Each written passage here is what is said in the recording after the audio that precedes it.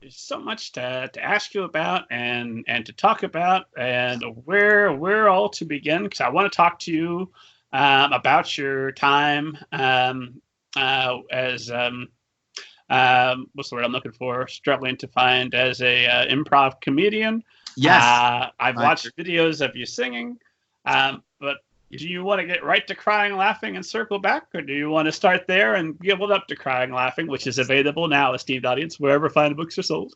Thanks, Rob. Yeah, let's start with crying, laughing. That'd be great, and we can kind of circle back from there.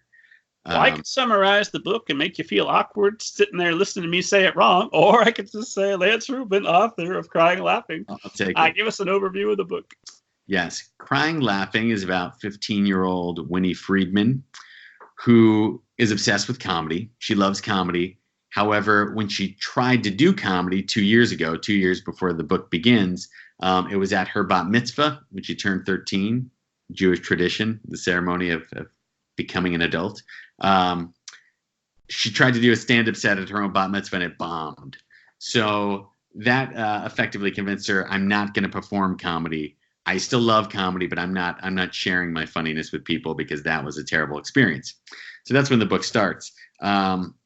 Sure enough, right when the book begins, Evan Miller, the so-called funniest guy in school, ends up kind of flirting with Winnie in the cafeteria, and she kind of makes a joke, and he laughs, and he's like, hey, you should join the improv troupe. So she does end up joining the high school improv troupe, even though she's still very reluctant to perform, and then kind of comes into her own as a comedian. And while this is happening, Winnie's dad, who is her comedy hero, the one who introduced her to comedy, she thinks he's the funniest person in the world. He is diagnosed with ALS, and so that diagnosis kind of deeply affects Winnie and her dad and her mom. And so the book kind of tracks those two things, kind of what it means to kind of come into your own as a comedian and kind of come into your powers and be like, oh, I can do this thing, while at the same time having this devastating thing happen to your family and try and find your bearings within that. So why, and I'm going to ask you this facetiously, because sure, I want to hear you talk about it. Yes. Why, in a book about becoming a comedian, is it important also to have that element of tragedy introduced? Yes. Well, I do think comedy and tragedy go hand in hand, and certainly one of the things that I thought that generally fascinates me and I wanted to explore in this book is the way we use humor to get by. That's always just something I love because it's something I do in life.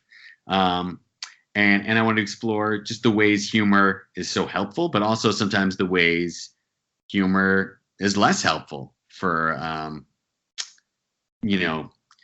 getting through our day-to-day existence. The ways we can kind of use humor as a shield that kind of keeps us from getting to, certain revelations about ourselves or whatever the case may be. I'm obviously very pro-humor. I'm not saying humor is a bad thing, but it just fascinated by the different ways we use it. And so that was a big part of it. But I should say, it's worth mentioning, the Crying Laughing that is out on shelves is essentially the second version of this book.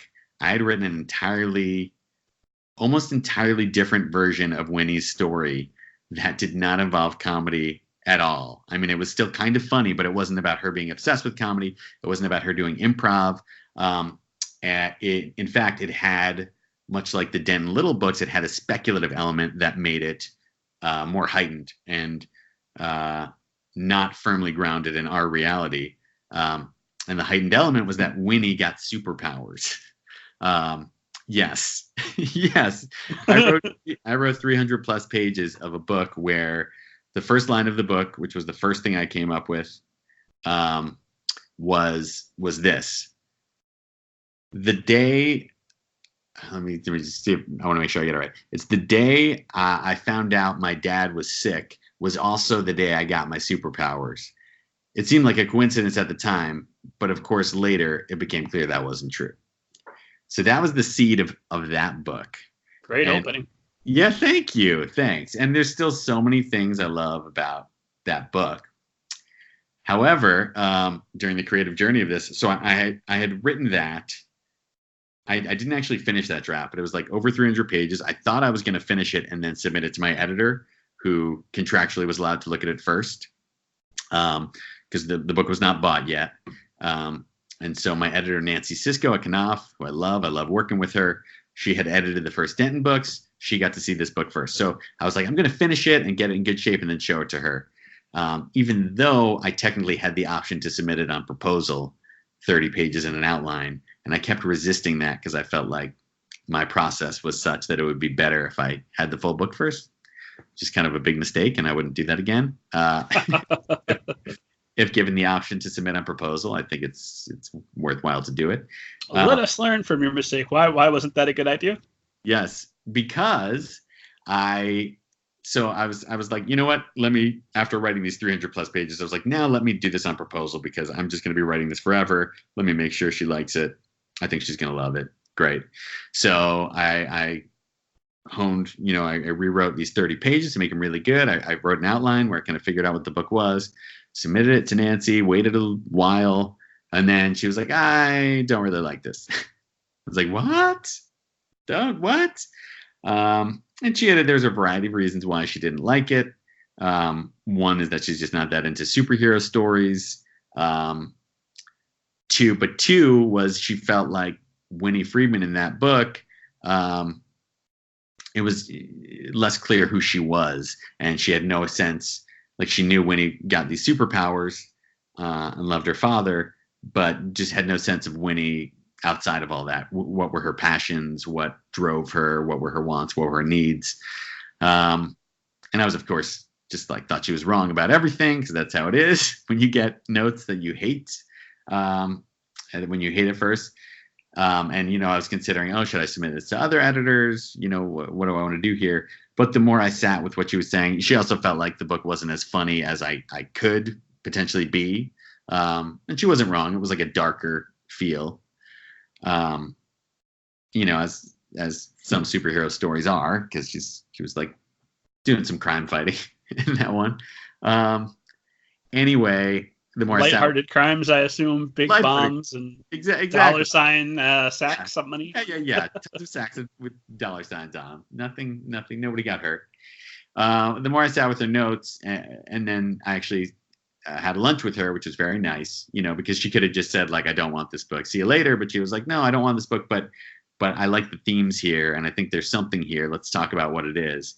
And that's where she shared some of those notes. And long story short, then I basically overhauled the entire thing. And that was when I decided to bring improv in. And another key thing I should say here is that some of the story is autobiographical. My father, who is still alive, had been diagnosed with ALS initially when I was in college. It turned out to be not exactly the correct diagnosis, but he was experiencing this neurodegenerative disease. He started walking with a cane, then he started walking with a walker. So you couldn't figure out exactly what it was, but it turned out not to be ALS. And then recently they've figured out it's kind of a subcategory of ALS known as PLS, which is primary lateral sclerosis, which is a slower progressing disease, which, I feel very fortunate that my father is still alive, because when I first heard of the diagnosis in college, I was looking up information, and ALS is a brutal disease, and people die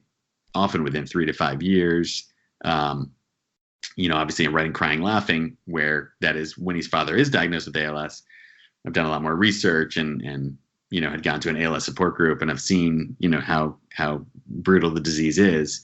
But so I just wanted to make that clear. You're asking about the tragedy comedy, that the seed for this character dealing with a father who's sick came from my real life. And I really wanted to explore that too, just like what it means to have a parent who's ill, how that affects you, kind of looking to your parent as this, strong leader in your life, and suddenly they're being compromised, in this case, physically compromised, and kind of what that does. That's a very long answer to your question, but no such thing on this show. We love long answers. We want to know everything.